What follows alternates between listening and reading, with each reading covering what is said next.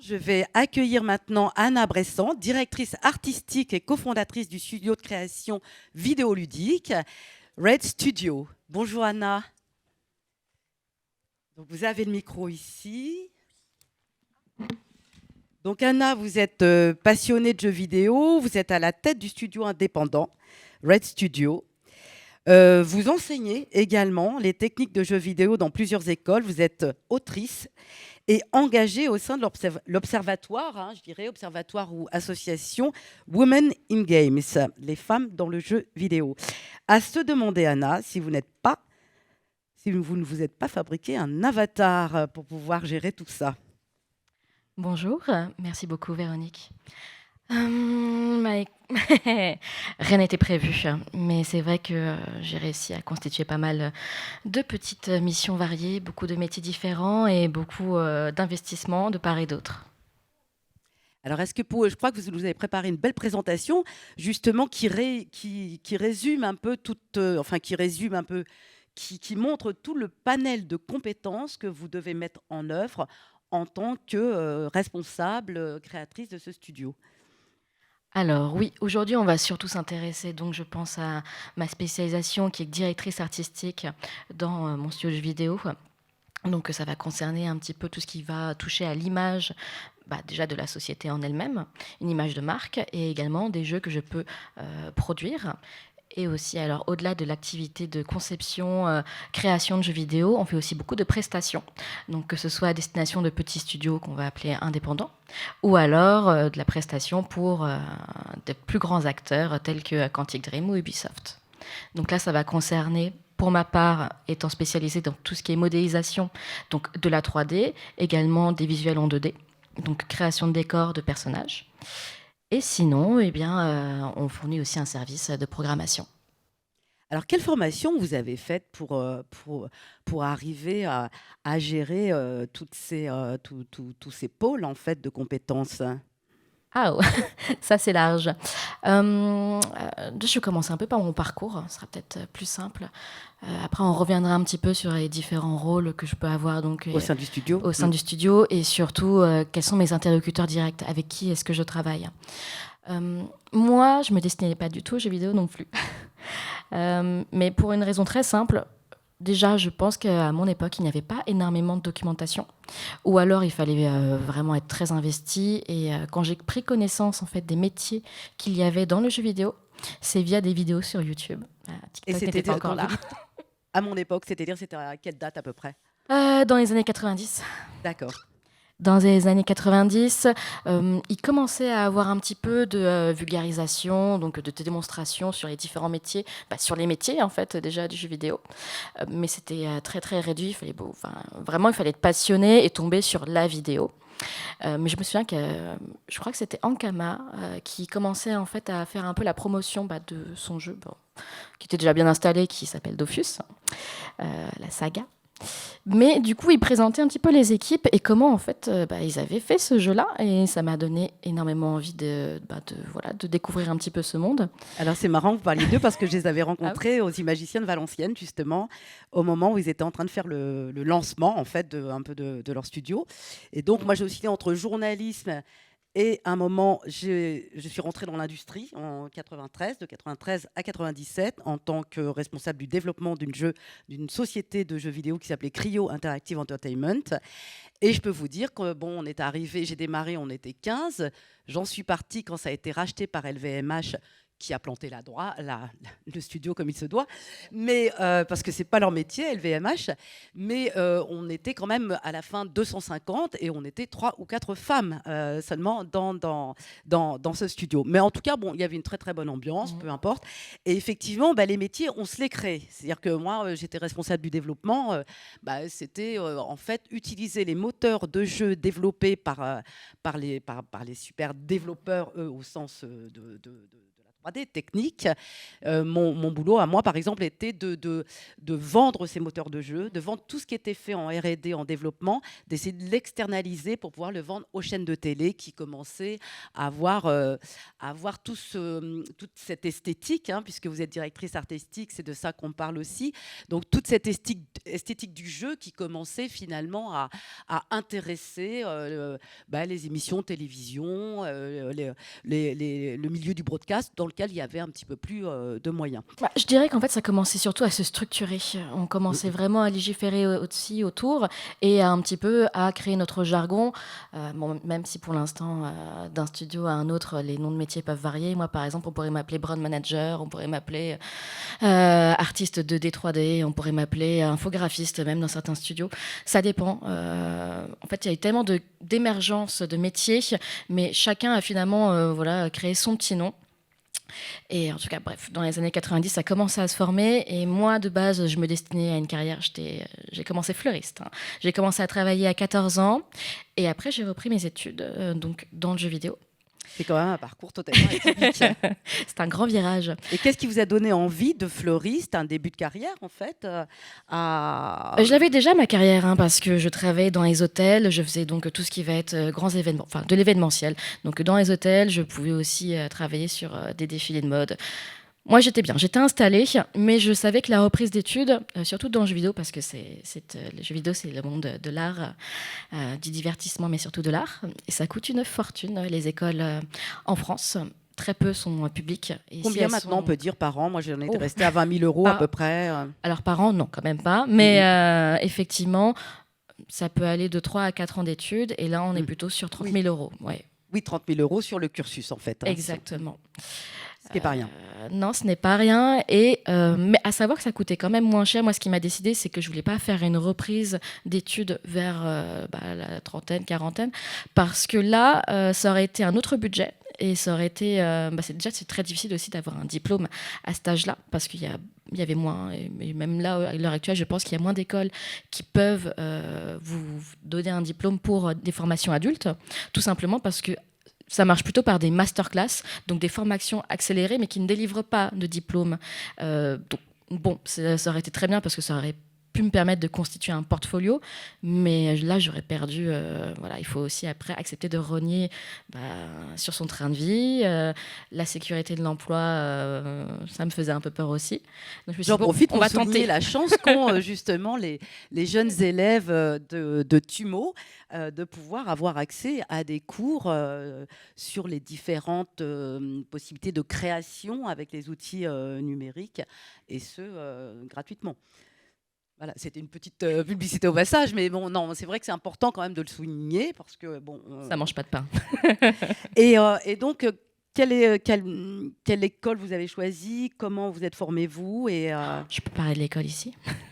Bon, c'est une école privée, d'ailleurs, qui fait ses remises de diplôme ici, donc c'est bien, ça me ramène quelques années en arrière.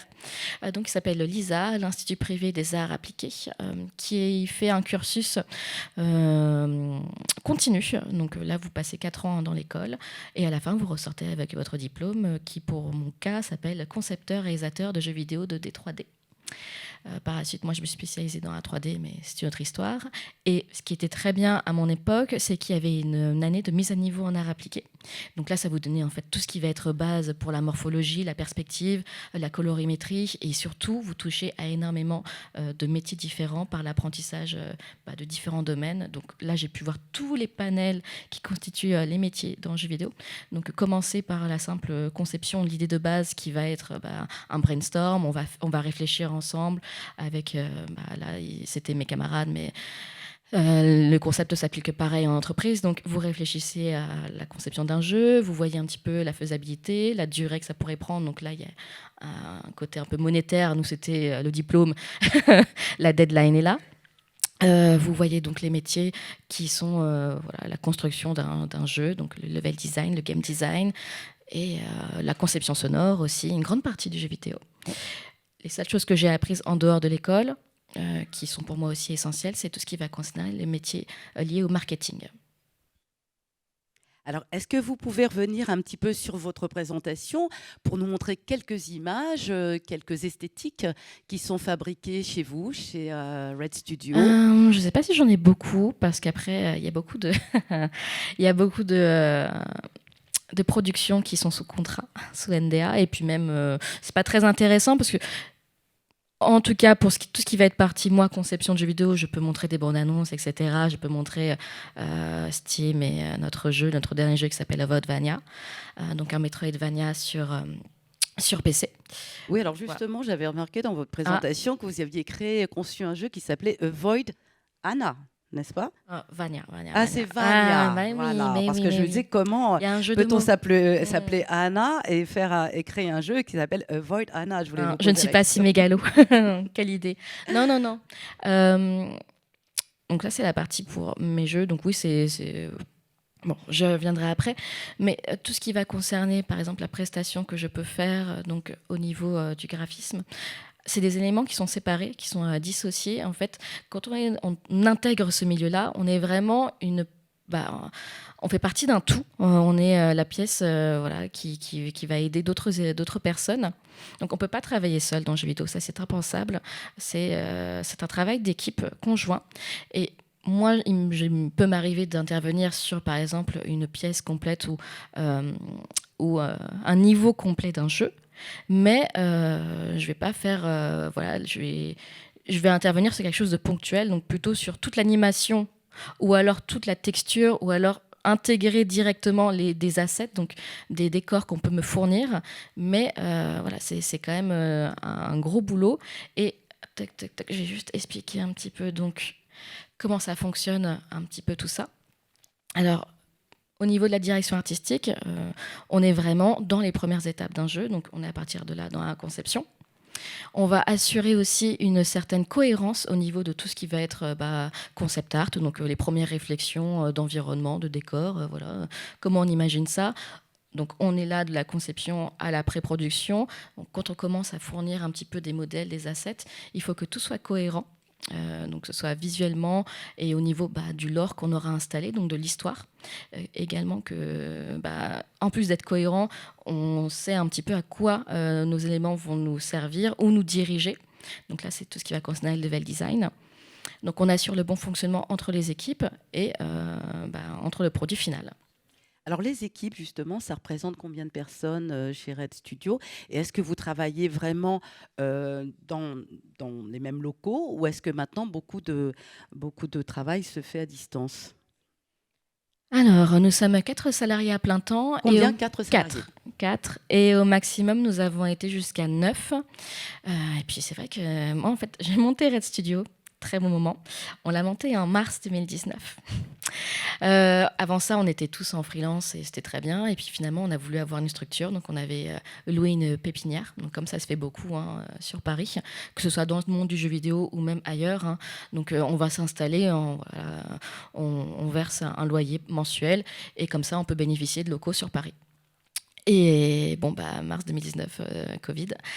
Donc là, on est passé forcément en full remote.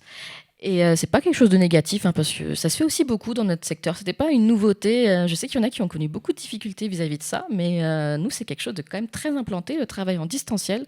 Donc bon, pas un grand défi. Vous avez des chaînes de production, justement, des logiciels qui permettent justement de pouvoir travailler, qui sont spécifiques à ce travail en ligne, Alors, des à ce différents travail, collaborateurs? je pense pas. Je pense Parce que ça se fait pas mal dans l'animation, par exemple, dans le oui, dessin mais je crois que animé, c'est il y un a des peu chaînes. le seul en fait logiciel que je nous accorde, qui je pense est vraiment entièrement dédié au monde de jeux vidéo, n'est même pas un logiciel, c'est un réseau social, c'est Discord. Mais sinon, tout ce qui va être un petit peu, oui, to-do list, système de versionning, donc ça, Slack, GitHub. Oui, GitHub, ça pourrait même être apparenté en fait au monde de l'informatique. Donc ça vous permet en fait de travailler sur plusieurs versions d'un jeu vidéo, de les enregistrer et pouvoir à tout moment revenir sur une précédente version ou voilà, en poster une en même temps qu'un autre. Et d'ainsi garder une certaine, un historique en fait de vos versions de jeu.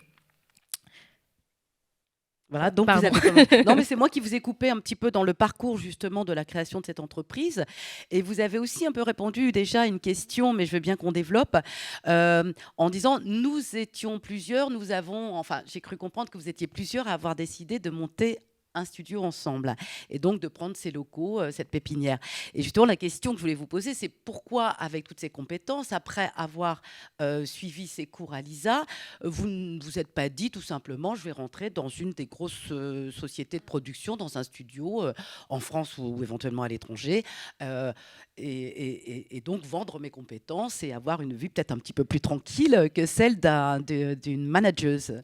Oui, alors le choix de l'indépendance, moi, pour moi, c'est bah, de toute façon, je pense que c'est un choix très personnel de manière, oui, c'est un choix de vie parce que moi, je m'ennuie très facilement, comme vous pouvez le voir. Alors, je reviens du coup sur les premières slides, mais moi, j'ai besoin de faire énormément de choses différentes et je sais que si j'étais allée, bon, je pouvais le faire et je peux encore le faire et peut-être qu'un jour je le ferai, mais si je vais dans une boîte qui certes m'accordera la sécurité de l'emploi et un CDI, le Saint Graal, j'aurais quand même la même mission, ou en tout cas, j'aurais à peu près le même rôle au quotidien, encore et encore. Moi, ce que j'aime, c'est que oui, je suis directrice artistique, mais en même temps, bah, je fais de l'événementiel. En même temps, je fais aussi de l'administratif. Et, c'est plutôt sympa de temps en temps. Je fais de la conception, je fais du graphe, je fais également de l'enseignement, j'écris. Je suis très investie aussi dans mon associatif et ça demande énormément de temps. C'est quelque chose que je ne pourrais pas faire, je pense, en étant que salarié. En plus de ça, je ne pourrais pas travailler sur d'autres projets parce que quand vous êtes dans une entreprise, quand vous êtes vraiment salarié dans une entreprise, vous avez une clause, ou en tout cas vous avez un contrat d'exclusivité qui ne vous autorise pas en fait à travailler pour un autre jeu qui pourrait être en concurrence avec celui que vous êtes en train de créer par votre entreprise ou par une autre en fait entreprise concurrente, tout simplement.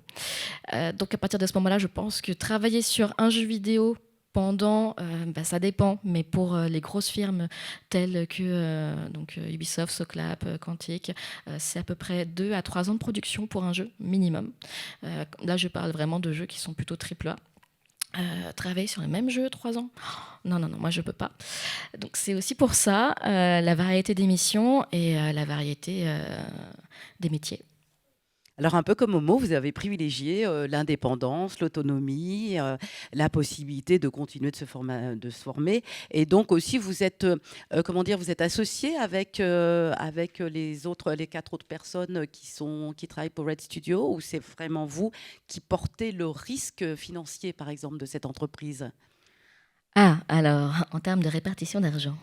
Euh, On parlait un petit peu. Tac, tac, tac, tac, tac. Oui, en fait, risque financier, oui et non. Pour le coup, voilà, on avait déjà une bonne somme de côté chacun. Et oui, quand on investit dans une entreprise, vous ne le récupérez jamais cet argent-là. Donc c'est à perte. Mais pour autant, vu qu'on était déjà 4, vraiment en noyau dur, on a tous investi une certaine somme, mais on savait qu'on pourrait vite après l'amortir, ou en tout cas voilà, on ne se lançait pas dans l'inconnu, on avait déjà notre réseau bien établi. Et donc moi, j'ai réussi à le faire via tous les événements auxquels j'ai pu participer, via mon travail dans l'associatif. Une nouvelle fois, donc ça vraiment je le recommande si vous voulez mettre un premier pied dans ce monde, dans cette industrie-là et voir si ça vous convient ou pas. Il y a plusieurs moyens, hein. Soit vous pouvez donc vous investir dans l'associatif et pourquoi pas remplir différents rôles, tâches. C'est très bien, c'est très valorisant. Puis comme ça, vous montez aussi en compétences de manière gratuite et, et avec un certain engagement. Ou alors, vous pouvez aussi participer à des game jams, ce que je recommande énormément si vous avez envie de voir qu'est-ce qui vous intéresse le plus dans la conception de jeu. Donc des game jams, c'est des compétitions qui visent à créer un jeu en moyenne en 48 ou à 72 heures.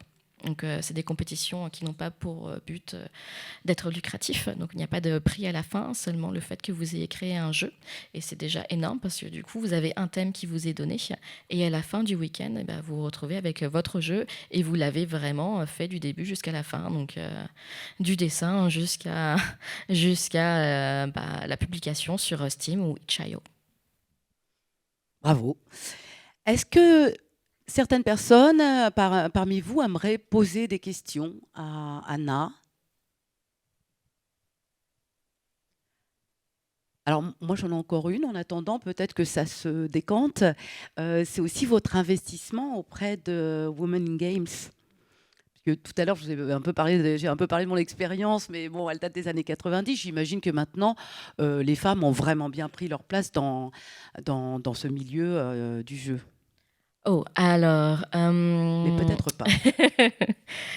oui et non. Je sais que là, au dernier chiffre, donc je pense que c'était en 2020, euh, ou 2020 ou 2021, les femmes dans les formations donc, qui sont destinées voilà, à intégrer l'industrie du jeu vidéo étaient 22% en formation. Donc oui, ça augmente parce que si on compare par exemple à l'année en fait, au premier recensement qu'on a pu faire en 2010, elles étaient à ce moment-là 14%. Mais ça augmente lentement. Bon, ça veut dire quand même que ces femmes-là, qui sont 22%, elles vont arriver dans l'industrie. Mais sachant qu'à l'heure actuelle, nous sommes à peu près, d'après les derniers chiffres du CEL, donc le syndicat syndicat des éditeurs de logiciels de loisirs, donc, qui référence un petit peu voilà, tous les chiffres en France sur les joueurs et sur les entreprises du secteur. Eh bien, nous sommes 49% de joueuses à jouer de manière régulière. Donc, 22% de femmes qui vont intégrer le milieu contre 49 qui jouent quand même de manière assez fréquente. C'est pas beaucoup, on n'est pas assez représentés, mais il y a du progrès. Donc, ça, je ne peux qu'aller dans ce sens-là. Et vous-même, Anna, vous étiez une vraie gameuse quand vous étiez en train de préparer justement votre carrière de floriste. Est-ce que déjà vous étiez joueuse? Mais moi, j'ai grandi avec 4 frères, donc j'ai joué très tôt et il fallait que je me défende. Et quel a été, par exemple, le jeu qui vous a donné cette passion? Mais cette question, elle est vraiment horrible, hein. Ça, c'est oui, ça, c'est quand même une question qu'on nous pose assez souvent. Mais du coup, moi, c'est pas forcément les jeux les plus récents parce que, en fait, c'est purement sentimental. Les jeux où j'ai passé les meilleurs moments, en fait, c'est les jeux multijoueurs et c'est parce que justement, ça fait appel à ces souvenirs d'enfance ou aux souvenirs avec mes amis. Donc, bon, bah, écoutez, je suis très forte à Mario Kart et à Smash Bros. Mais mêlée, hein, mêlée, toujours. Eh bien, merci beaucoup, Anna. Est-ce que vous avez des choses à ajouter que vous aimeriez transmettre aux personnes qui sont réunies ici dans le cadre de cette journée d'orientation TUMO? La seule chose, moi, que je pourrais éventuellement conseiller, c'est que la formation que j'ai pu faire, même si je suis très contente de l'avoir faite, parce que de toute façon, il n'y avait pas autant de ressources qu'il y en a maintenant sur Internet, mais à l'heure actuelle, moi, je maîtrise 15 logiciels, donc que ce soit dans tout ce qui va être numérique, donc déjà toute la suite Adobe, je la connais, parce que pour moi, c'est essentiel de comprendre un petit peu comment fonctionne un logiciel, parce que c'est tous ceux qui vont utiliser le logiciel, en fait, c'est mes interlocuteurs directs.